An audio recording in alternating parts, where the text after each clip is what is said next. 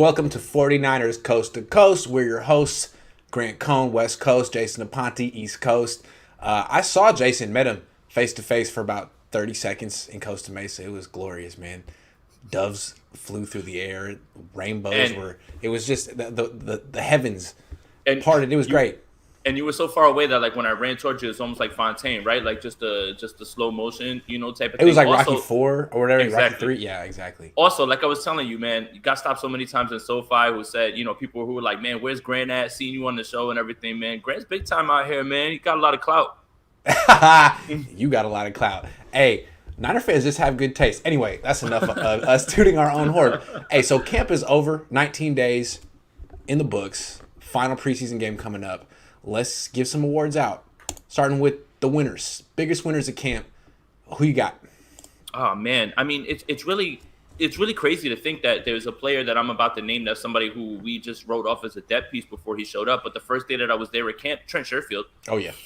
Biggest winner. Mohamed Sanu did come out of the gates storming as a wide receiver 3. Honestly, at this point, it's Trent Sherfield, and he's jumped him. And it happened pretty gradually. Mohamed Sanu started off with a bang, but Trent Sherfield, no matter who it was, and people have been asking me how much this has to do with Trey Lance.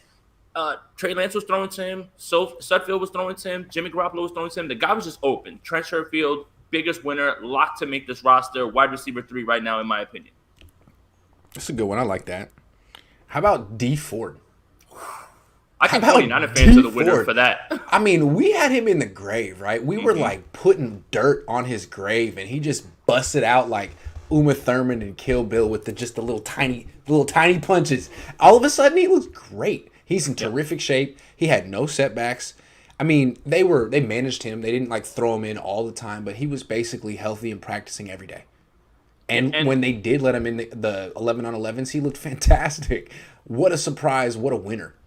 So that's what's funny. It's funny because with D Ford, we were just saying, hey man, if he plays even one snap, that's more than what you should get from him and what you should be surprised. No, not only was he on the field, this isn't just like a hey, D Ford is here. D Ford was the most dominant guy on this defensive line, and this defensive line has a lot of guys that were dominant. Got a lot of chance to watch them in the Chargers joint practices, and he was dominant. But it wasn't just him. But yes, man, this D Ford thing is an interesting development. It takes a lot to admit that you were wrong, and I'm wrong. And I had him pegged as a guy who wasn't going to ever play again, let alone be impactful like this.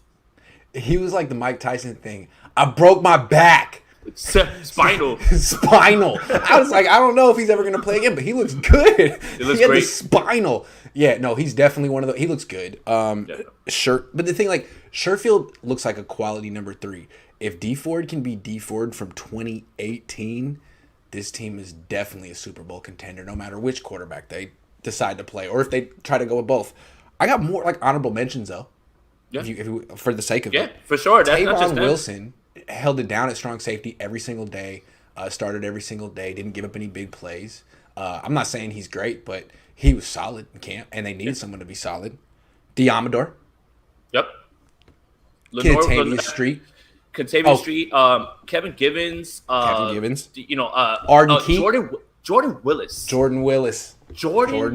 So yes. I don't know what it is about what Chris Kosurik can do with these guys on defense, but good. He looks like a revitalized player. And credit the 49ers organization for taking shots on high spark score guys. Go ahead. I'm sorry. I have a theory. I think it's like these guys are super sparked up. They're really good athletes, but maybe they get off the snap slow. And I think he makes such an emphasis of like, get off the ball on time and use your athleticism. And I think he just gets guys synced up with the snap. It seems kind of obvious and basic, but it seems like it goes a long way.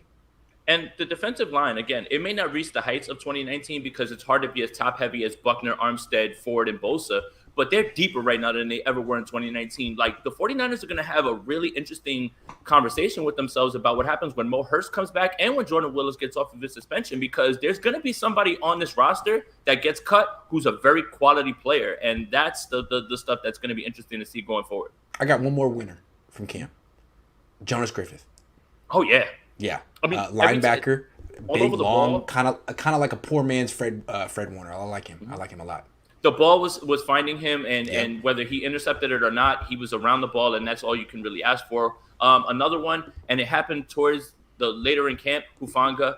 I mean, yes. Hufanga in the Chiefs game was allowed to play a bunch of single high. They trust him clearly. Yes. And I hate to keep throwing this comparison around, but in that Chargers game, he's at the line of scrimmage showing as a rusher, breaks through the line for a tackle for loss. The 49ers should be really excited about their secondary depth, and that's something that I was super afraid about. But Lenore has stepped up, and so has Hufanga. So they seem to be in good shape going into the season.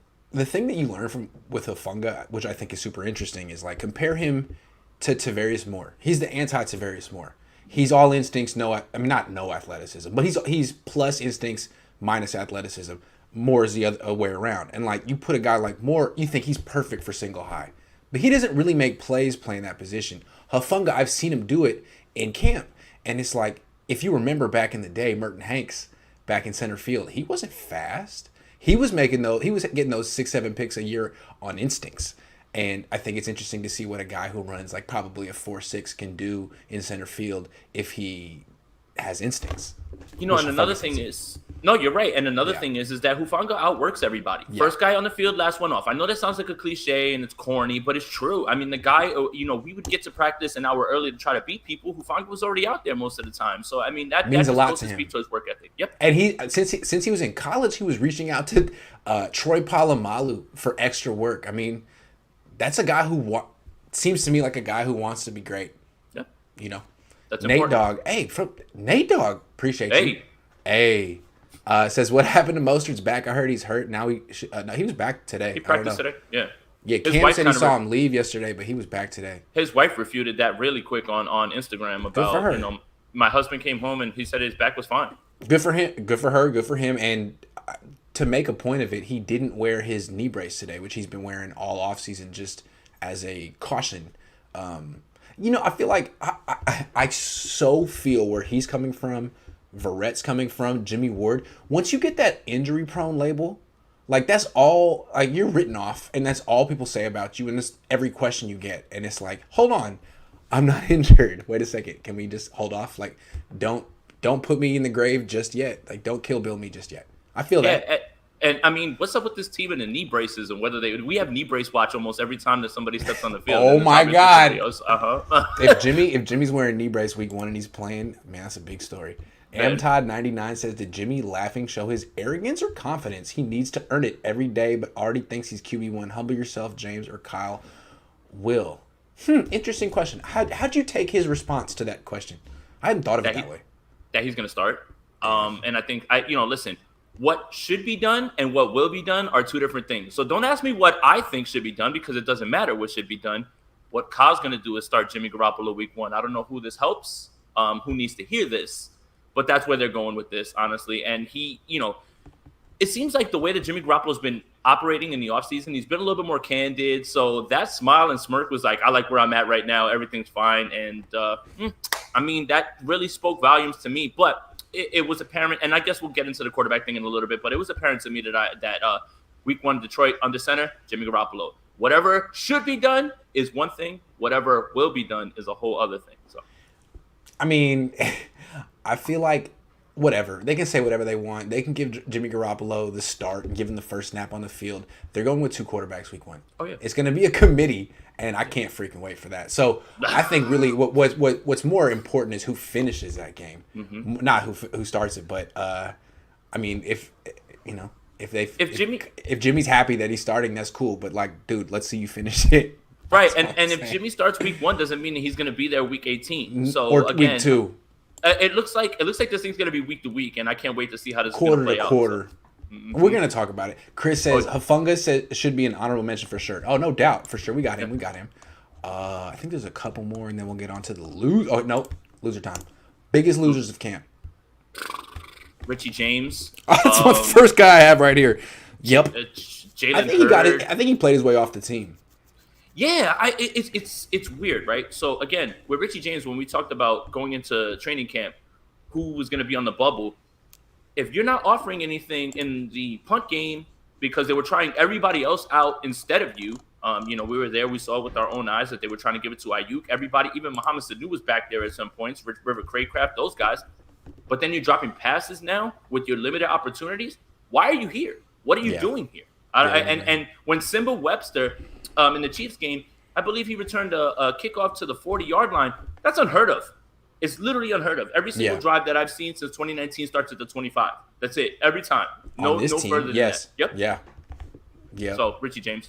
Definitely. All right, I got another one. Aaron Banks. Second round pick. Though. So, can I push back on that a little? Fair enough. Go ahead. Okay.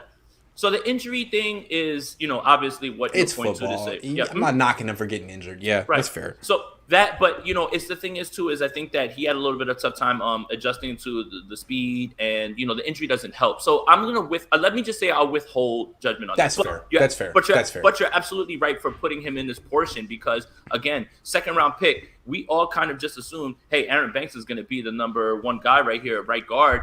Now, you thought you had a fullback playing with Brunskill, and right guard right now is my biggest concern on this team. Absolutely. The next guy I was going to say was Brunskill. Brunskill, yep, absolutely. I like Brunskill. He's done some good things in games, but you just can't deny that his training camp was awful. Yes. Yeah. I can't either. And again, they want to have him as a Swiss Army knife to play all these other positions. Again, he's just not winning reps. Every time I was watching. No, it's not just that. He's losing all the reps. Yes. And all of them. Yeah. Yeah, I'm just like, oh my God, is that him again? And that's not even on McGlinchey or anything like that. So, I tried to hold out hope that, hey, Alex Mack being there could help him out maybe with some scheme, with calling out protections and things like that. But just didn't seem like he was winning any of his reps in any of the practices we're at. Nope. I got another one. Colton McKivitz. I mean, somehow worse than Daniel Brunskill. That's how I would describe Colton. Better than Tom Compton, better than Tom, but worse than Daniel. All right, that's fine, that's fair.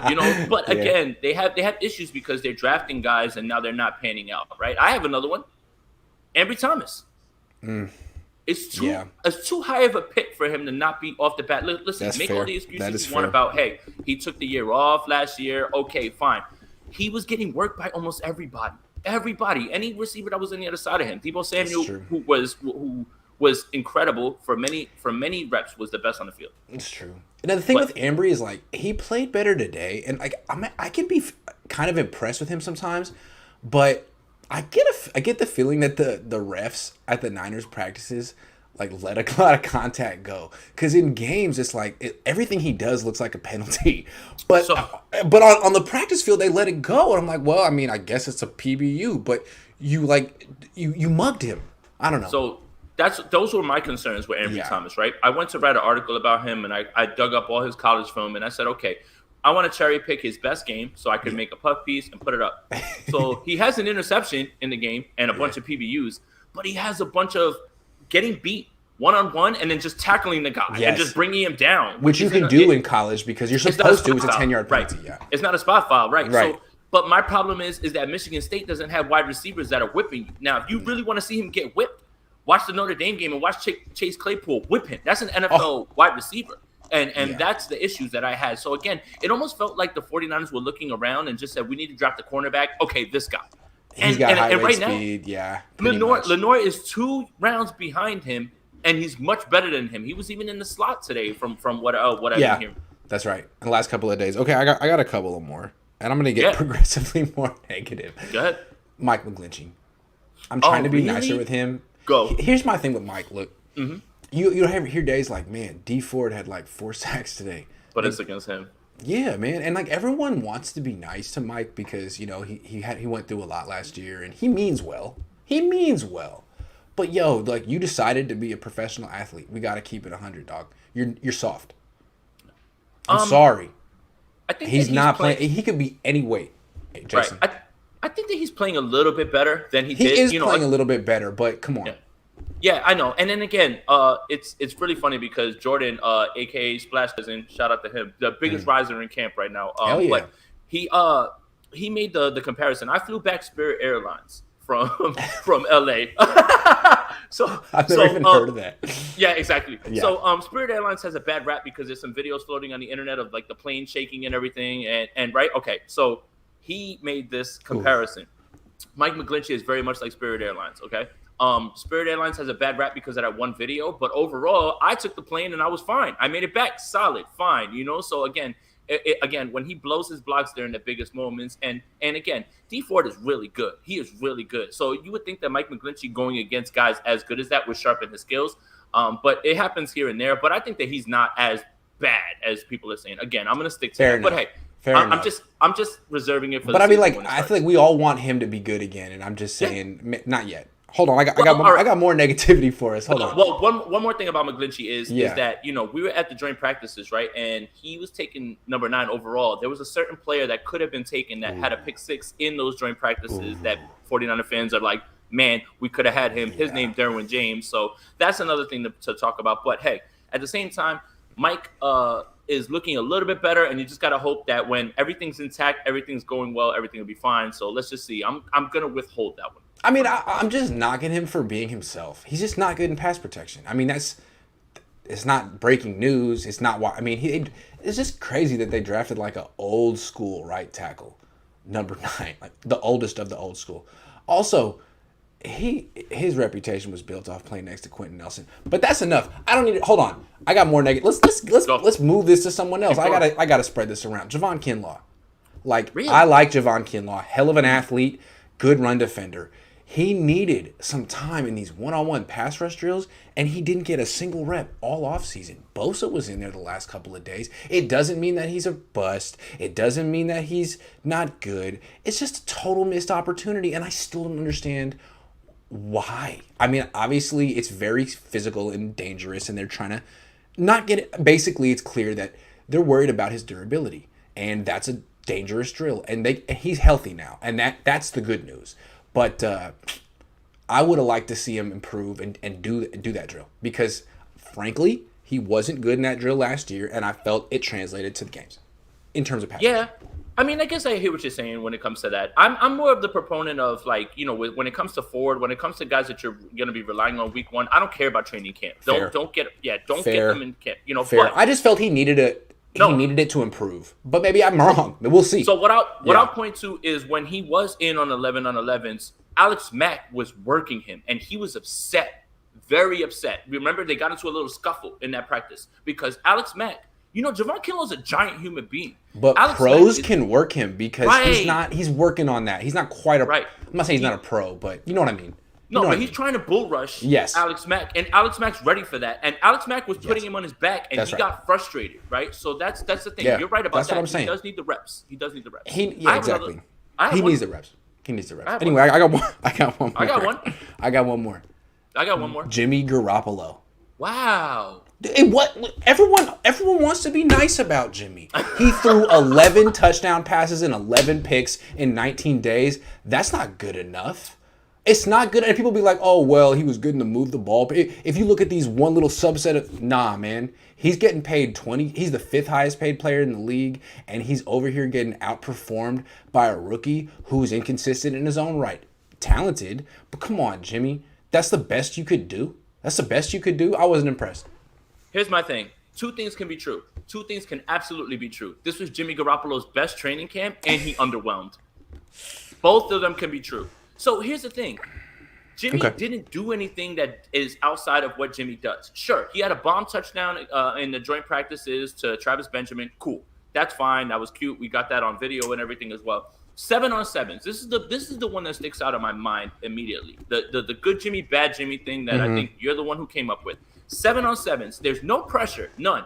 Everybody's covered. He's doing your thing, and look, almost interception, drop. We were there, But then the next play, literally over the middle, touchdown to George Kittle, and I'm just like, dude, this is so baffling. I don't get it. I don't understand why he's so up and down like this. But at the end of the day, what I walked away with training camp and being able to watch him so many times was Jimmy Garoppolo is who he is at this point, and that's it.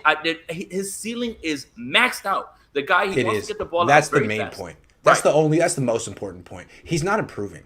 They gave him all the first team reps. He's not improving. He's maxed out. I just want to say real quick, I've seen all of his training camps, and I could be wrong, but I think it was his worst camp.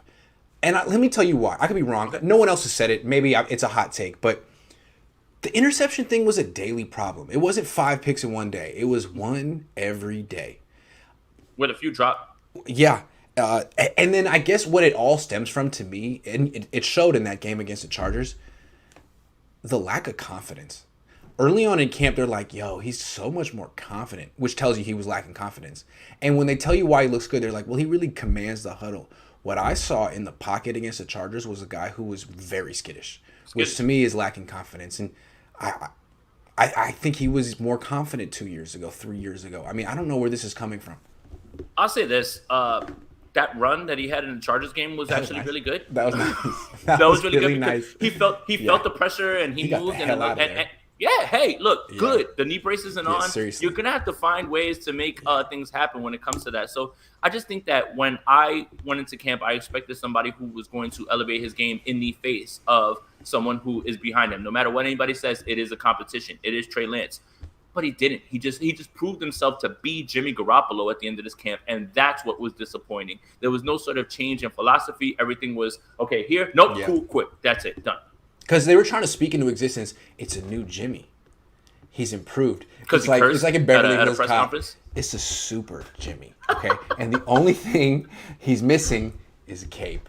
Nah, just let it play out. It's been 3 days. Just let Jimmy be Jimmy. Nah, it's not super Jimmy. Yeah. Andrew says if Jimmy does start, how short is his leash? The shortest. Very short. The shortest. My prediction, we're going to do some predictions. Here's a little teaser. If he does start, Trey will play in the first drive. Okay. If it extends past midfield, Trey will be in the game in the first drive. So, it's short.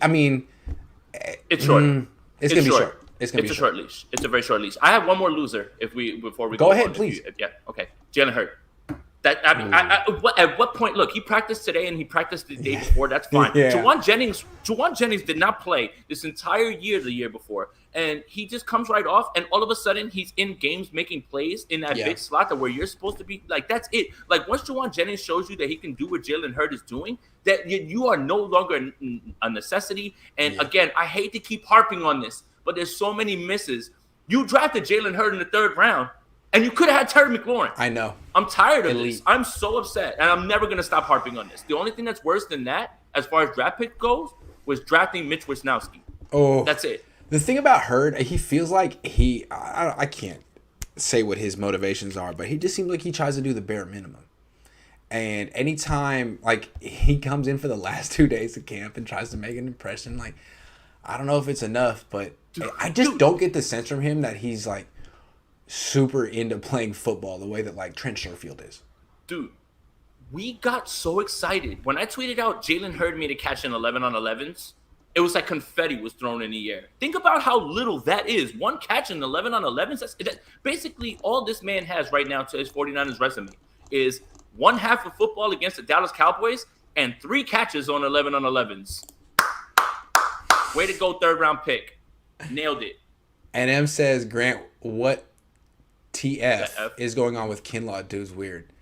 I don't know, man. I get the feeling that Kinlaw is a little up and down. Like people, you know how some people say like, "Hey, he's the same way at work every day." That's what I like about him. He's real consistent. I don't think that's Javon. I think there are days where he's having a good day and he loves it, and some days where he ain't. And I think he's just really young and he's working on the consistency aspect. I'm just saying. The Alex Mack thing was very telling for me. He was flustered. And he was tired of getting beat because it's not just this year, because last camp he was going against Colton McKivitz, who you just listed as a loser. Yeah. And he was running bull rushes at him, and Colton McKivitz was stuffing him. So he's frustrated at this point right now. So I mean, look. But hold on real quick. The way I read Kinlaw is a guy who's been able to just dominate without any technique his whole life. Mm-hmm. And it's like, hey man, NFL. It's the pros. You got other great athletes who do have their technique. They're gonna make you look like a rookie, man, and that's why I wanted to see him in the one-on-ones in year 2. Yeah. But I'm not saying he didn't improve, but we just didn't get the form to see it. Yeah, I agree with that. All right, Lucky Louis says, Grant, if the first half of the season is all quarterback committee, do you see success, more wins than losses? Nah, I don't. No, I don't think they really want that committee to last. Ideally, Lance takes his job. Like on Sunday. Ideally, he takes his job on Sunday. But if he doesn't, because honestly, he hasn't taken it yet. Jimmy's handing it to him, and Trey hasn't quite taken it yet. Although he's had nice plays. He could take it on Sunday. He could take it against the Raiders, the Lions. He could take it against the Eagles. But You don't want to do this too long. No. Well, I think the 49ers could win both of those games against the Lions and the Eagles with Nate Sudfeld. Probably. That's how much better they are. Yeah. But that's not something that Jimmy could struggle in both those games and they could win. Yeah. And that doesn't mean that doesn't mean that a quarterback move shouldn't be made or anything like that. So that's why it's like, okay, Jimmy Garoppolo is going to start week 1, but for how long? And that's the thing. His leash is super short. Yeah. Javier says, what constitutes Jimmy being poor enough to be swapped with Lance? Well, here it is. You ready? Both are missing high. One guy has legs. One guy has a better arm. One guy seems to bounce back when things are messed up. And don't point to me in 2019 about him bouncing back or whatever. That's different. Trey Lance had a struggle that entire beginning of that game with the Chargers. Guess what he did? He navigated a 2-minute drive really quick down the field, and then he came back and he scored again. This kid has never hung his head. That's the one thing that I'll say about Trey Lance. He never once, like, in the beginning, he looks like he's a little bit skittish, but he continues to improve and build. That's another thing that Jimmy Garoppolo is not doing right now. Here's the context. One more context with it. Mm-hmm. Jimmy Garoppolo is getting one drive every single game, so it's hard to gauge. But at the same time, a 21-year-old kid is coming in here and making things happen with his legs. He had drops in the Chiefs game. He dealt with some growing pains. But the kid bounces back and makes plays out of nothing. And that's something Jimmy Garoppolo cannot do. And that's no slight to him in any way. Well put. Food for thought. If the D-line is as solid and talented as advertised, should we be surprised that Banks, Brunskill, and even Mack have been working? Mack's been playing better recently in the one-on-ones, which is always tough for centers. The only thing is we haven't seen like these D-line guys dominate in preseason, which makes me wonder if the fact that they're dominating these guys, is bad. So it's definitely a good point, Sean. But no, it is. Keep in mind what you're seeing in preseason too. It is, but Brunskill sometimes, it's concerning because he's been there for so long, and they kind of had him as the fallback option. Like the idea was probably to get Banks in there right away, with the idea of, hey, if Banks struggles, we can give him time and go right back to Brunskill. Okay, now Banks hurt and he struggled. Now you got to go to Brunskill and he's struggling. Right guard comes a complete question mark. Yeah. Darnay says, oh my bad. Darnay says should have drafted Quinn Miners. When did he go? NDSU? I know, but when did he go? I don't remember. Third round? I forget. Thomas says Kittle goes ice cold when asked about Lance. What the hell happened in Vegas? I think he's protecting his boy. He's just tired of the questions, and he's protecting his boy. Like that's really his guy, honestly. And that, no slight at him or anything like that, but I think that's what it is. They grew up together in a sense. And Kittle knows in his heart. He knows for sure. That's why he stopped short of was his boy too. It's business, baby. Sorry, snubbed George. For QB1 in Jacksonville. Yeah, he got snubbed. Outrageous. CJ, I'm on your side. I always dog CJ when he was here, but I got to give him credit. He's definitely better than Nate Sudfeld. So salute, dog. You should. I don't know why. I think the thing that's so funny about Kyle is like he was so ready to die on that hill, on the CJ Beathard is good hill. And then at the very end, he dumped him. And now he's okay. It's like, dude, you almost had it. You just had to hold on for year 5. Year 5 was the magic number. Anyway, sorry, no credit. He left. Willie says Urban Meyer gets all the credit. Compare McGlinchey's play against our D-line versus him during the last 2 preseason games against other players. He did look better in the preseason game. That's fair. That's what I'm saying. So, like, in reps, that's fine. I understand that because we were there for camp. I watched so many of his reps, and I get that. But in the games, he looks pretty good, man. That's why I'm waiting. I'm going to wait to see what happens in the season. That's fair. Tutu says, how did Nick Bosa look? The 2 days he practiced this year, he looked fantastic. He looks fresh. But again, though, Grant, just get him to week 1, man. I don't care about those reps with Nick Bosa. Like, just get to week 1 and just rush the quarterback, dude. Yeah, absolutely. Especially for a team that's had injury problems. What's the latest on Jay Hurd? Will he make the cut? I don't know. I think he tried to like come in at the deadline and try to show something. So he's gonna need to do something against this Raider team and stay healthy. He needs to do what he did against the Cowboys against this Raiders team in any way to be considered. And if he doesn't play, he's done. Cut him. Get him out of here. For sure. Are we ignoring the rest of Jimmy Garoppolo's long drive against LA? Throwing deep is cool, but a large percent of quarterback plays are 5 to 15 yards. That's where Trey struggles most right now. Well, that's why they're both going to be playing week 1, baby. Again, Jimmy Garoppolo still had problems. So here's the thing. Being under duress and throwing high is one thing.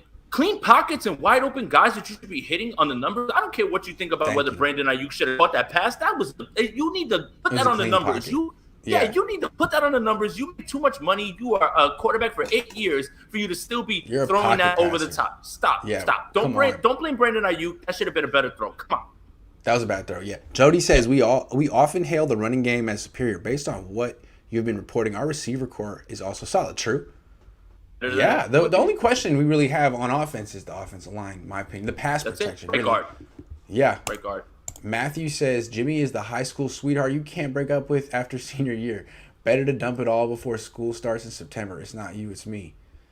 Yeah, you want to have a clean break before September. Yeah, I mean, Javi's been saying rip the Band-Aid off. Yeah, I mean, look, again, what should be done and what's done is different, so don't ask me, honestly. Did you break up with your high school girlfriend before you went to college? I didn't have a high school girlfriend because I was a dork, and my glow up happened way later on. But then those high school girls who disrespected me tried to like slide in my DMs when I got older, and I said, nah, I remember all that. Get lost. I'm the ugly duckling. That's what happened with me. You're so handsome, though. I just wanted to say that. Man, thank you. I heard that a lot when I was in LA. That's what's up. That's not LA. That's the OC, man. That's a whole different place. Well, no, I went to LA after that and stayed closer to the stadium. There you go. Right after practice. My bad. I'm sorry. All right. Todd99 says Joe Staley said all the players think James is having his best camp. He said that? All his kumbaya for an overpaid vet that is still inconsistent. It's their boy. I mean, they're trying to. I don't know. That's a nice thing for Joe to say, but he wasn't there. Two things can be true. He can have his best camp and still underwhelm. His best camp for me, like in certain times. See, here's the problem. That's so patronizing to call that his best camp. Like, yo, he had 11 picks, dude. Hey, look, I mean, I've never covered. This is my first training camp that I've ever covered, right? In multiple spots. But there's stretches where you're like, look, there it is. And then there's stretches you're just like, oh, look, there it is. Like what's going on? He's so. Yeah. Bono says, who's the greatest Niner of all time on the defensive side of the ball? Ronnie Lott. He's one of the greatest defense. Like, not even a question. Deion Sanders. Well, he only played here 1 year. But yeah. I don't care. He brought a Super Bowl over there. Yeah. That's there. You go. YouTube member. Although, dude, Ronnie Lott was, I think, a Pro Bowl corner and an All-Pro safety. And a safety. Yeah, that's fine. Joe Summerall says, here's $2. I'm a member. Thank you, Joe. I appreciate you. Jairon says, here's $5 for no reason. I appreciate that, too. Let me get that $5. Miners went third round to Denver. Yup. That would have been... The Niners don't start drafting well until the 5th round. Everyone knows that. Jairon says, what do you think about the right side of the offensive line? We might be in trouble. My idea was to move Jalen Moore over there, but he was hurt today, too. He missed practice today, too, so I don't know. No way. Well, I will say this. Jalen Moore played 100% of the snaps in that Chargers game. And needed to. And he was good. Yeah, he was good. I'm not surprised. So yeah. Hopefully he's not seriously injured. All right, let's move on. Biggest surprises of training camp. I think it's still got to be Trent Sherfield. I'm blown away by this guy, honestly. For us to have expectations of straight up like a special teams guy, and for him to just be running these routes and be the person who's making all these plays. Look, one more big surprise. Deebo Samuel was the best wide receiver throughout camp. Yep. I don't even think that's really. And Ayuk played well. There's no knock on Ayuk. He did play well. Yeah. No knock on Ayuk. Yeah. Deebo Samuel heard everything that was said all around him, and I love it. And for the fact that we all had doom and gloom, right? He left the joint practices, and you see him into the tent. You're like, oh, there goes the hammy. He played in the game. I was very surprised at Trent Sherfield and Deebo Samuel, how good he was, man. Deebo Samuel is very good, and I'm sorry that I ever said anything bad against your name. I apologize. Okay, I got a couple more surprises, but it's not players. No season-ending injuries in training camp. That's a huge surprise. Yes. Good Absolutely. job. Now, the Niners definitely went very conservative with some of like the playing time and stuff, but you had to do something, man. Especially after what happened in OTAs. They made the right adjustment. They're going to be relatively healthy when week 1 starts. That's great. For the first time in a long time. Way to go. We still got a few practices, and we have that Raiders game. But yeah, sorry, wood, I didn't mean to jinx it, but they're close. You know, they're in the backstretch.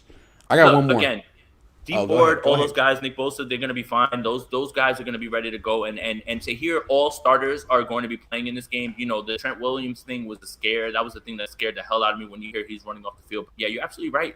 Relatively healthy for all impact players. Not what if, what can they do? Impact players, guys who have to immediately step in. Yep, that's probably one of the biggest surprises. Because this team was looking like they were either cursed or incompetent. And it's like, I'm so glad they could figure this out. Because it was like an 8-year trend. Anyway, good job. Other thing, the fact that the Niners are serious about a 2-quarterback system.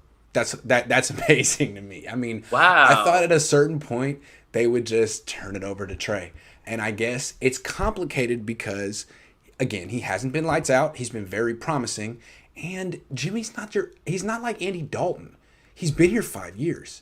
He's won games. He has friends in the locker room. He has the people are loyal to his. It's a sensitive, delicate situation. So I don't know if it's the right call. You could say that Kyle Shanahan's wrong, but he thinks this is the best way to kind of I don't know, play it down the middle. And the fact that they're really committing to it is interesting because I don't think any other team in the league is doing this.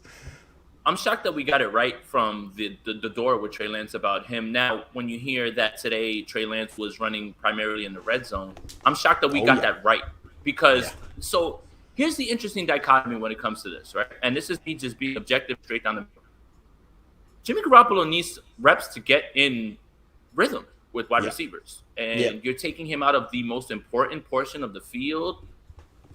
You're not helping him. You're not helping Trey, in my opinion. You're not helping either of those guys because, one, he has to come in cold off the bench, and then all of a sudden you're going to run a zone replay or something like that.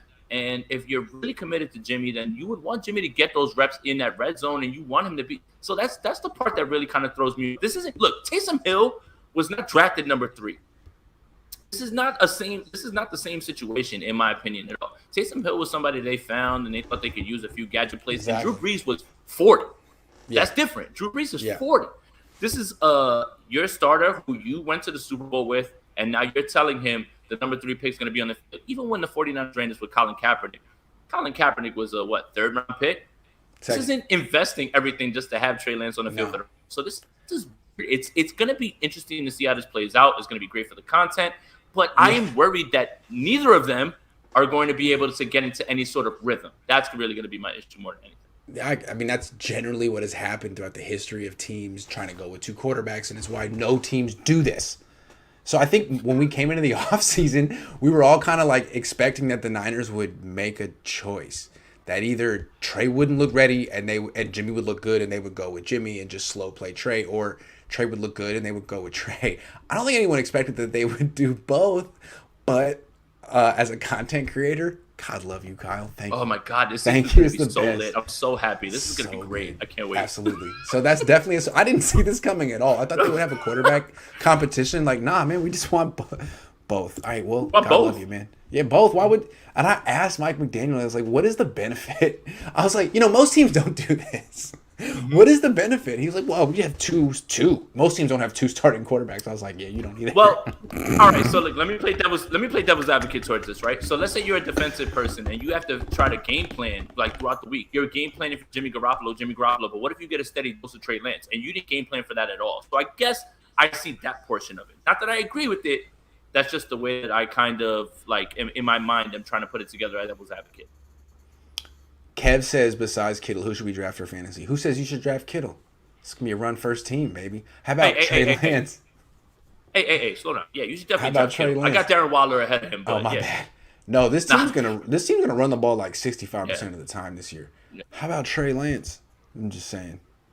The running game is going to be way more effective with Trey in there. But if I was telling anybody to draft anybody, don't draft Mostert, draft Sermon because he's going to be way later, and then just wait and sit back and see what happens. With Ayuk and Samuel, for a fact that they're going to manufacture touches for Samuel. So I would say Samuel over Ayuk right now, and that doesn't even mean that I believe that Deebo Samuel's better than Brandon Ayuk. That's just the way that they're going to split things up, I believe.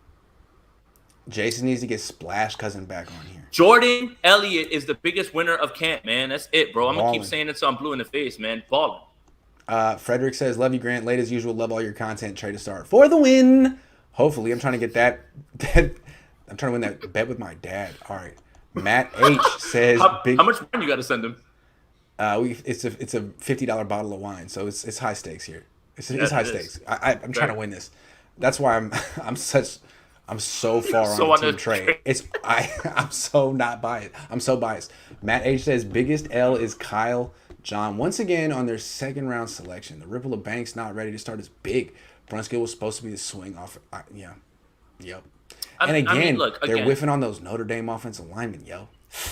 Let's see. I don't want to call it a whiff after we've only seen him for a little while. So again, but it's not going right away. Right? Good point. Spreadsheet man, biggest loser in camp. Why are y'all the way that y'all are? The spreadsheet is the biggest winner of camp. Microsoft Excel definitely. Why are you guys the way that you are? I swear, man. Will says, would Trent Sherfield have had a great camp getting all his throws from Jimmy Garoppolo? Hell, would any of the wide receivers look good this camp? That's a really good point because when Jimmy throws, it's running back tight end city. No, look, yes, he would because he's still open. So, again, it's good to go to camp with other people so you can just say, hey, listen, are you going to watch the receivers? Okay, so that doesn't mean that the guy's not getting the ball, but he's open all the time. Trent Sherfield is open against anybody, and that's why I kind of push back against that a little bit. Trivia, name the only 5 49ers on the team to win the first 4 Super Bowls. That's a tough one. Damn. Ronnie Lott? Only 5 49ers on the team. Joe Montana? I don't think I can do this. Charles Haley? Nah, Charles Haley wasn't on the first one. Eric Wright? Yeah. Keith Fonhorst? Okay. I don't know. Keep going, Grant. I was not alive until 1988, so I should know this, but I don't. It's a good question. And I was born in 84, and I don't start remembering stuff until 1981, so sorry, guys. 84? You're hella old, man. That's all right. Oh, thanks, bro. I don't look it, though. You look great, yeah. Joe says, we need a punt returner. It isn't James. Who? Simba. Should be. He looks like a hell of a returner. Yeah. Kaiser Sose says, no, it's Boris Sose. It's related to Kaiser Sose's first cousin. Or maybe it's witness protection. Kaiser Sose says, what position coach was the most impressive during OTAs? Position coach. Training camp and has the most upside as a future head coach. Can I go first? Yeah. Chris Kosurik. So if you heard a yell in the Bay Area from Costa Mesa, that was Chris Kosurik. Every single rep that those defensive linemen took, he's screaming at the top of his lungs. Find someone who can hype you up the way that Chris Kosurik hypes up this defensive line. He was incredible. Yeah. Because he yells and you think he's like, oh, what a hard ass. Like, no, he's yelling the most inspirational stuff you've ever heard. You would love to have someone like that in your corner for sure. He's just a loud version of Robert Saleh. George says, here, take this $3. Thank you. Justin says, is Kinlaw better or worse than expected? That's tough. That's a tough question to say. Hard to say. I got to see when the bullets start flying. Yeah, my take on him is that, like, the then expected thing is the first round pick. And that's why I'm hard on him. If he was a second round pick, it'd be like, I don't care. I mean, he's such a good athlete and he's huge. It doesn't matter that he's raw. But who he's replacing. Yeah, exactly. That's true. That's true. All right. Bubble players. Who we watching for? Who has to play well to make this team on Sunday? I mean, obviously we said it, Richie James. Yeah. Jalen Hurd, I don't even know what bubble he's on at this point because he hasn't done anything. Yeah. That's true. I mean, Jermichael Hasty, and it's crazy because he was actually really good in the Chargers game, but the fumbling issues, and you don't know what's gonna happen, right? So yeah, it's weird. The defensive line is gonna have somebody who's gonna be cut, and everybody's gonna say, "Oh, well, whatever." But there's so many good guys on this defensive line that it's gonna sacrifice one position for the other. So I mean, Richie James is the one that thinks sticks out to me the most. I think that he needs to have an amazing game on Sunday if he wants to salvage anything because Simba Webster. I do the same thing. I always say Walker. I don't know. Walker, right? Because Simba is kind of close. I don't know. He obviously is good in the punt game, but they were using him on jet sweeps and reverses and things like that. So they're not just using him in that way. If you watch what's happening, and they're giving Richie James every opportunity to solidify his spot. He just cannot lock it down. Richie James, Jalen Hurd, those two guys, man, you better be on the watch on Sunday because if you don't do anything on Sunday, it's curtains. I just don't see I feel like Richie James lost his juice. He's not electric and explosive like he used to be, and Simba Webster is. So I like him. Another one, Travis Benjamin. I don't know if he really has a chance to make the team, but he might make it on the practice squad or something. Jaquiski Tartt. No, absolutely I know. not. I know. I know. Absolutely not. Absolutely I know. not. But I mean, like, when I saw, like, so he's trying so hard to come back from a turf toe injury. And the fact that he was practicing the last 2 days made me feel like, oh, man, like, he feels like he needs to show something. And today he didn't make it through practice. I don't know if he got hurt again, but he was watching with his shoes off. So I'm just wondering. I feel like he's on the bubble. I hope he makes it.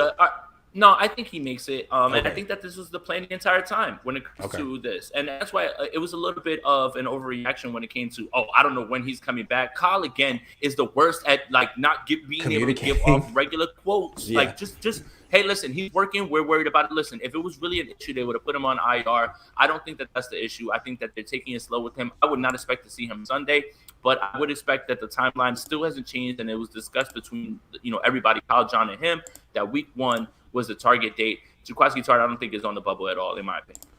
Good. I'm not saying because he's not playing well. It's just I feel like this injury he has is really serious. So I hope he comes back. The turf toe thing is similar to an ACL, swells up, if that's the problem, right? Like, he was running straight line in those practices, and that was fine. It's all about the back pedal and his lateral motion. So I think that they all knew that. But again, Kyle, in his Kyle fashion, doesn't know how to just say, hey, he's working his best to get back and everything. And I really feel like if it was a huge concern, they would have just put him on IR and just been done with it. Fair. Good call. I mean, thanks for talking me off the ledge on that one. Yeah. Bono says the answer to the first 5 to win the first 4 Super Bowls. Ronnie Lott, Joe Montana, Mike Wilson, didn't get that one. Eric Wright got that one. Keena Turner. Nice. That's good knowledge. Hey, thank you, Bo. That was fun. Keena. Shout out Keena Turner, man. He's still with the organization. Frederick Peterson says we need Demo. Hasty, I hope makes a team. Hurd can go. I'm done with him. I feel like that's how everyone feels. Yeah. He's going to need to do something in this game to change people's minds. At this point, man, it's like, what have you gotten from him? And I wouldn't care if he was an undrafted free agent. Trust me, I wouldn't care. But a 3rd-round pick, man, and I have people that look me right in my face and say he was the better prospect than Terry McLaurin. I'm not certain where that came from. Terry McLaurin was just underutilized at Ohio State. I wouldn't say better prospect. The production was better, but he's not better than Terry McLaurin. Come on, Kyle had a good look at Terry McLaurin at the Senior Bowl, but he got tunnel vision on what he could do with Jalen Hurd because he craves that big slot so much. Yes, he does. So, I mean, you could talk about maybe he's a better I don't know. But when you talk about prospect, that's not just what you do on the field. That's your medical history. That's the whole package. And Jalen Hurd had an issue there. Anyway, we got a couple of questions to answer. Jalen Hurt's not a social no, we got it. Hold on. Let's move on to the next one. What to watch this Sunday? I mean, obviously the game would be a good start. But, like, what are the key things that you're going to be looking for in this game? When you talk about the starters are going to play, I want to see, what do you mean by that? Does Jimmy Garoppolo get a whole quarter and a half or a whole half? Or does Trey get run with the first team O-line? It's so funny. I'm still kind of ducking on the idea that Jimmy Garoppolo is going to start week 1. I don't think they are necessarily. And I think that in the game, they're going to try to give Trey every opportunity to work behind that first team O-line. But how much did that, Jimmy Garoppolo needs reps too. And that's crazy. He's an 8-year veteran and he still needs reps. This is, again, everybody's like, oh, well, he's been in the league this long. He shouldn't have to. No, he's only played quarterback for 35 games. He's as green as a rookie at this point, So, at certain points, he needs to get reps. And I'm just interested to see how they divide these reps up because it seemed like Trey got reps today, right, with the ones. Yeah. And we saw him in joint practices get reps with the ones, and it wasn't just run plays. So the tide is shifting. And that's the part that I'm really going to be keyed in on is how many reps go to Trey, how many go to Jimmy, and what offensive line are they going to both be playing behind? Because I heard Jimmy took some reps today behind the second team today. He did. Yesterday, too. Yep. Interesting. Yep. Very interesting. You nailed it. I mean, that's what to look for in terms of, what, in the short term. But I think there's also a way to look at this game in the long term. And I think in the long term, what matters is Trey Lance. Okay, and not whether he's going to start week 1 or if he's better than Jimmy. That's not the issue. To me, the issue is I want to see how he improves on his weaknesses because we know Jimmy doesn't. And we know that great quarterbacks do. And it's fair for Trey Lance to have some weaknesses at 21 years old. We know what they are. We've talked about them all offseason. And they've shown up in the games. I'd like to see him take strides. I'd like to see him hold the ball not so long.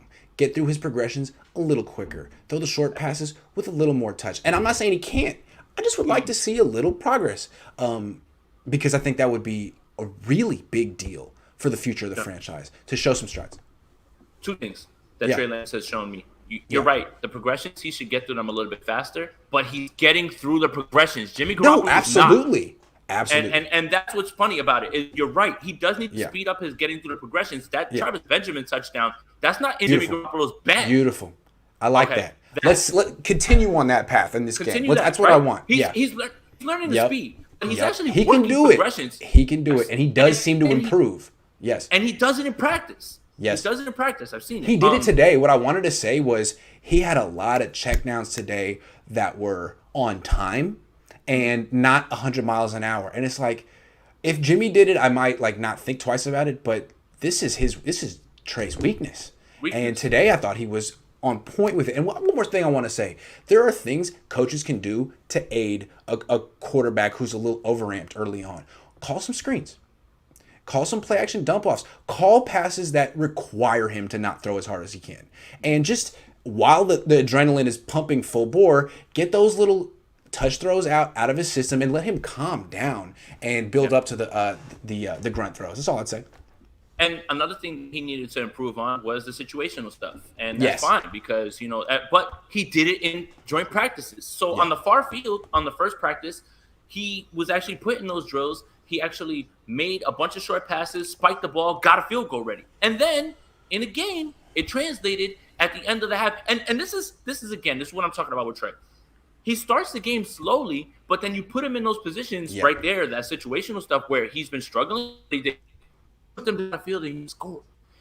So again, he's working on his weaknesses, but he's showing improvement all the way through, man. Again, the kid's doing everything right at this point. And you're right. Jimmy Garoppolo is trying to hand his job to him, but those little things, I think it's spooking Cobb. Those high throws, sometimes, no doubt. It's spooking me a little bit. Not that I know he's better than Jimmy, but are you better than Justin Fields? Are you better than Mac Jones? Because that's ultimately we'll talk about that. We'll talk about that years down the line. We're not trying to do that right now, and we're not. No, I'm just saying I'm not saying he's not, but that's ultimately the issue. And I just if he can make these strides in these areas, then I'm not concerned. I love Trey Lance, and so if it doesn't happen in this game, it doesn't mean he won't make strides. But I think everyone would like to see some improvement on those specific things, the touch short throws, and for the good news for people that he did it today. So I think it can be done. Something to look for. And he's a kid, and it's preseason games. That's another thing. So go for it. Hey Grant, just posting to give you some dough, hoping you can lead the charge and say the dude's name correctly. Hufanga. Okay, I'm trying. My bad. I've been trying. It's hard. Hufanga. I got it. I got it now. I with Lenore, I call him Demo because I'm tired of stumbling on his first name. So yeah, Diamador. I like that. It's so regal. It's like a I don't know. I like it a lot. It's a great name, Diamador. Ramonski says, "Who has impressed you guys so far and will contribute the most?" I have two different answers. Yeah, Debo, right? But I have two different answers. Kai Juszczyk is a baller. And why don't you use him? This is why I like complain about it all year. I'm like, yo, dude, you know he's good. You pay him because he's good. He shows it every day, and then you forget about him. What is that? One-on-one. And I'm going to say this with a clear conscience. Your favorite linebacker in the world cannot cover Kyle Juszczyk. Nope. Cannot. Hey, Juszczyk is tougher to handle one-on-one than George Kittle. I'm just going to say it. George Kittle's a great player, but in terms of route running, yo, listen, Fred Warner lined up against Kyle Juszczyk a few times in front of me, and he got worked. You guys need any more proof? There's not going to be many more linebackers that can cover him if Fred can't. So Kyle Juszczyk, I understand why you pay him. I don't understand how you use him. I really don't. Not at all. Come on. Yeah, he's a weapon. He is. Frederick says, last one, pick one. We will be good with whatever. Make a pick. I don't know. What does that mean? I don't know. Frederick, I don't know what you mean. Running back? Running back? Elijah Mitchell's back, right, at practice? He is back, and he's taking all of Hasty's reps. He's one of my biggest surprises. Again, when we're talking about guys who get open on one-on-one, Elijah Mitchell is the best pass catching back on here, and that includes the guy that I just named. How you check needs to get more love, bro. I swear, man, I couldn't believe it. And it's good that I got to see those one-on-one reps because I always wondered why everybody was like, well, why do you guys want that? I thought that primarily what he did was in the run game, but oh my goodness, he's good at route running. He is. Thomas says, what was up with Kyle taking a jab at you, Grant, talking about clicks after you asked him a quarterback question? Definitely a conehead. I appreciate it, man. I want the clicks. I'm clicks not answering. Gold. Go. You got it, Grant. I thought it was funny. No, I feel like me and Kyle have a good little rapport. He just gets defensive. He's defensive when you ask him, when you put him on the spot. I mean, I guess I could be defensive too sometimes, but I like Kyle a lot. I noticed that too, right? You asked him, like, why wouldn't you? He's like, well, what's the benefit? I was like, oh, I was like, why? I was like, what's the benefit of not naming a starter? He's like, well, what's the benefit of naming one? And he kept he's like, I know you want me to name one. I was like, nah, you got me all messed up. No. And I said, I like the suspense. He's like, oh, okay, because, you want the clips. I was like, yeah, damn, of course. Kev says, which Nate is better, Sudfeld or Peterman? Oh. Sudfeld. Easy. That's a low bar, but I get CJ's better than both, though. Shout out CJ Beathard. I'm sorry. Is that the I take it all back. Addy says, I watched highlights of the other rookie quarterbacks, and Lance is the only one who hits receivers in stride and crazy yak yards. I don't know. I like all the rookie quarterbacks so far. Justin Fields, I feel like I was way too hard on him. Mac Jones. Oh, were you? Oh, were you? I feel, dude, it took me two preseason games from Justin Fields to be like, he's going to be really good. I like him. Oh, I like him. Man, but look, I'd rather Trey Lance proves me wrong than my value. Listen, look, I still can say this. As a 49er fan, I still am not going to root against Trey Lance. It would be miss of myself to go back on my evaluation. And again, it also would be wrong of me to take a victory lap after 2 preseason games. So I'm not going there, but I see it. Even if he got his clock cleaned in that one play, that's fine. He's learning the speed of the game, and he probably shouldn't have said that about the game slow. That was the worst thing he probably could have said because every NFL player is going to take that, put it on the clipboard, and put a bullseye on his back. I am not going to sit here and act like I should take a victory because it's stupid after 2 preseason games, but I really like what I've seen so far, man. I really do. Rich is a Niner for life, says Grant. Thanks for the great information. I work as a repo agent, and I look forward to listening to your videos as I drive. Keep up the great work. Thank you. Oh, man. Glad I could come through. See? Yeah. Nice things for us. Kaiser Sose's brother says, similar to the E. Sanders pickup, what impactful player do you think will be available for the Niners to trade for at the deadline to reverse Super Bowl run? But what could they send right now, right? All of their third rounders are gone, all their first rounders are gone at this point. James Garoppolo? No. Yeah, I guess. They kind of need him, don't they? I don't know. Here's one. Who? James Washington from the Steelers. And I understand. I've said all those nice things about Trent Sherfield. I really have. But James Washington is different. Kind of similar. He's a contested catch guy. I like that. I like that a lot about him. And I think that he's miscast right now because he has a quarterback who doesn't throw the ball down the field. If you pair him with Trey Lance, I think that would be a dynamo combination. Stone Cold Kittle says, seriously, what can Jimmy do that Trey can't? I'll tell you. Well, honestly, I mean, Jimmy throws with like nothing but touch. It's like comparing Barry Zito to Aroldis Chapman. You know what I'm saying? It's like they're a lot different. I mean, he can throw 84 miles an hour better than Trey Lance can at this point. There's not much Jimmy Garoppolo can do better, if anything, at this point. No. His smile is He's better. A quicker release. He has a better smile. No, Trey's got a good smile. I can't even knock him on that. It's the touch thing, and I'm not even saying that Trey can't do that. It's just all Jimmy's got at this point, man. The feathery touch. But the thing is that Jimmy's throwing hard. You just think it's touch. All of his body weight and everything, it's all bottom, and that's how he generates all his power. There's nothing on his throws anymore. Right, it's not. There's arm. Nothing. Yeah, it's all bottom, and that's the thing that like in 2017 and going forward, people love his quick release, but that's all because of his torque that he brings with the bottom, and that's not my thing. Rich Madrid was the person who put me onto all that, so it's just how he generates his power. And then the lack of arm strength, and then the depth of targets. It's never really anything down the field in games. In practice, he tries, but in games, he's not trying those. Mateo comes back. I'm probably mispronouncing his name. I'm not pronouncing things well. He says, "Oops, forget to give you money." Hello, here you go. Nice try first time around, brother. It's a soft G, like in hung, not hard G like gate. Okay. Hufunga. He says soft G like hung. Hufunga. Okay. I'm trying to get it right because honestly, this guy looks like a baller. He seems like someone I'm going to need to. You're going to need to know his name. I'm going to need to know. He looks really good. Domain Threat says this offense craves a solid third down back like Mitchell. If he can be a pass pro, hard for Rooks, he could be what we thought we had with Jet. Hey. We're not slandering McKinnon on this podcast, just letting you know. No, honestly, yeah, every time that he was in one-on-one reps, he looked like the best receiving back out of the backfield. I've been saying that the entire time. So when he was injured, it was a bummer. But Elijah Mitchell's really good, man. And from everything that I saw in those practices, he deserves to be that third down back. Absolutely. Frederick says it was for QBs, Grant. Come on, Lance or Jimmy. Lance, have I been not expressing not clear. My preference? Did the spreadsheet tell you Lance? Yeah, I'm gonna go with Lance. I mean, it seemed like the most obvious thing. Ben says, "You there during Staley's hug? Let's interview Joe." Yeah, I filmed it. Joe's great, man. Joe bought lunch for everyone in the media room today. Joe's the best. I love Joe. Yeah. Domain Threat says if DeCastro is healthy, he'd be a solid pickup at right guard. Yeah, man, he went to Stanford too. That'd be great.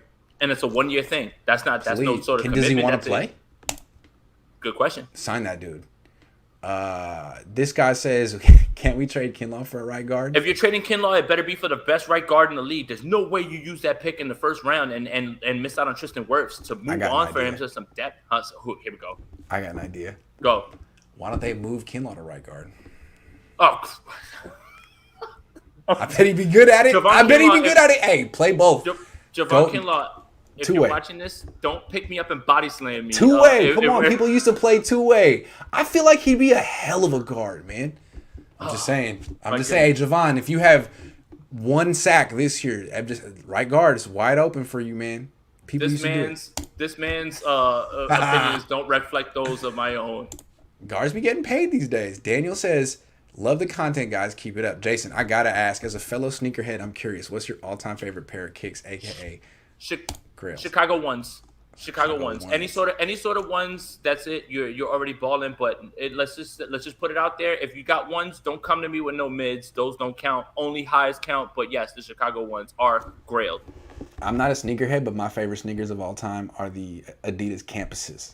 Like the you know what though? Can we quick about the beat writer drip? Because I got a chance to take a look, right? Like I was at camp at who exactly is dripping. Some guys wore the same thing every single day. Some guys wore some stuff. Beat writers aren't a very glamorous lifestyle over here. Hey, listen. That's for the job you want, not the one that you have. If I become a beat writer, I guarantee you we're going to come with it every single day that we're on it. But I will give you credit. I will give you credit for being yourself. You pulled up one day in high socks and one day without them. And I was just like, look at this man. This one guy, I don't want to name names, wore the same thing every single day. Every single day. Same thing. I just couldn't believe it. I was just like, what happened? Did you pack one thing or do you live or is it like you're just washing it over and over? So that's real, man. If I ever become a beat writer, I'm going to change the game a little bit with that. Button downs, but yeah, we're gonna throw some sauce on it with the kicks and everything. And here's the thing about beat writers, man. Like sports writers live a very humble lifestyle with perks. You get access, you get access. But basically it's a humble lifestyle with perks. But not when you got that YouTube money, baby. I ain't trying to be modest out here. I'm trying to let people know I'm balling. You know what I'm saying? Man, look, being humble is all cool and everything, but sometimes you gotta let people know. Sometimes they need to know. Scott says, could Salo recruit you to New York? Please come. I don't think he can afford me, man. I don't think so. Oh, wow. Probably not. Nice. I don't think so. Did you see, one more thing before we did. Did you see Salah in Madden? They made him look like Batista. What? That's messed up. That's funny. Sorry, Salah. That's hilarious. The main thread says, Ayuk with the drop yips lately. Should we worry? Now, I hit a really good practice today. I wouldn't worry about it. It's something to monitor just because second-year wide receivers that get a bunch of good press, I always wonder because that's a sophomore slump year. But so far, he's been good. He's been good. It's just Debo's has the chip on his shoulder. Right, and another thing is some of those some of those throws in the Chargers game, guys were leaving their feet, and they didn't. Not that they didn't have to, but how do you expect guys? I understand they're NFL receivers, but that whole put it in hands, I would love to see you with no defenders, right? We'll throw the ball up to you. You jump up and try to catch it and see if you could bring it in. Yeah, probably not going to happen. So again, I he has the longest arms in the league, and he couldn't make it. I understand that. The longest arms in the league, and he couldn't make it happen. Now we're talking about that Jimmy throw again. Clean pocket, wide open guy, put it on him. Completions do not equate to accuracy. And that's I don't know who needs to hear this, but you're welcome. The only accurate throw that Jimmy made in that game was the first one to use check. But that's enough. I don't know how I got there. Okay, last question. Predictions for the beginning of the season. Or your main prediction. 49ers start 2-0, but the quarterback controversy does not die. Okay. Jimmy Garoppolo can be playing the entire game and it won't die. People will still ask for Trey Lance, and Trey Lance is going to be featured. When Trey Lance gets his package of plays, he's going to impress so much that you're going to say, well, look at that guy. This is completely different from him. But the 49ers will win both those games. So that's my prediction. They're going to be 2-0. That third game, that home opener, woo! If they go into that with Jimmy Garoppolo and he's not playing well, and you guys are calling for Trey Lance, and the 49ers lose the home opener with Jimmy Garoppolo, it's going to be bedlam in Santa Clara. Bedlam. Okay, here's my prediction. Just to troll us, Kyle Shanahan will have some package on the first play of the game in week 1 where both Trey Lance and Jimmy Garoppolo are on the field. That's terrible. Where they both get to start, just to troll us. That's my first prediction. My second prediction is that I mentioned it earlier. It doesn't matter who starts that game. It matters who finishes it. I think Trey Lance is going to finish that game. I think Jimmy's going to struggle. I think Trey Lance is going to get hot. I think he's going to play through the fourth quarter and win the game. And I think that means he's going to win the competition. That's going to be the end. That's going to be the nail in Jimmy's coffin. So my prediction is that Trey Lance, if he doesn't start week 1, he'll start week 2. That's my prediction. I like it. And I'm not saying he won't start week 1 because they might both start week 1. But he's going to finish week 1. And he's going to start week 2. That's my prediction. Whew. I mean, as content creators, I cannot wait to see the developments. But honestly, Kyle, if you want to drag this out until week 15, I'm cool with that too. That works. Me too. We can do that. Manuel, thank you for the $3. The main says Hufunga. Spelled it wrong. Could be great. Could be the next Palomalu. Swiss Army knife with great anticipation. He's not gonna be the next Palomalu because Palomalu's a Hall of Famer, but he definitely has the anticipation, and he's a Swiss Army knife. That's my point. It's disrespectful to Palomalu, and it's unfair to Hufanga to say that over and over to him. I don't want to, But it is cool that he's Palomalu's protege. That is pretty cool. Yeah. Manuel says, besides Tart, who do you think can be a surprise camp cut to the final 53 that no one sees coming? Zach Kerr. Yep. Zach Kerr's really good.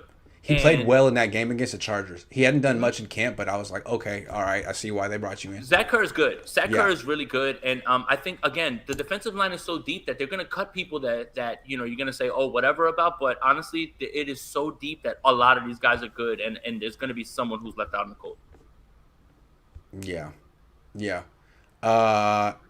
Grant, don't you think Hurd should be given the Bosa treatment given his last 2 years? His potential is Metcalf level. Nope, it is not. It is not DK Metcalf level. I'm sorry. Hurd's Look, I don't want to pile on anybody else or whatever, or anything like that. And thank you for the donation. I'm not trying to single you out here, but Nick Bosa at least has 1 year of complete dominance to say that, and I have seen nothing from Jalen Hurd that would actually make me believe that DK Metcalf is in his range of outcomes. I think that's actually a little bit out there. So we answered this one, right?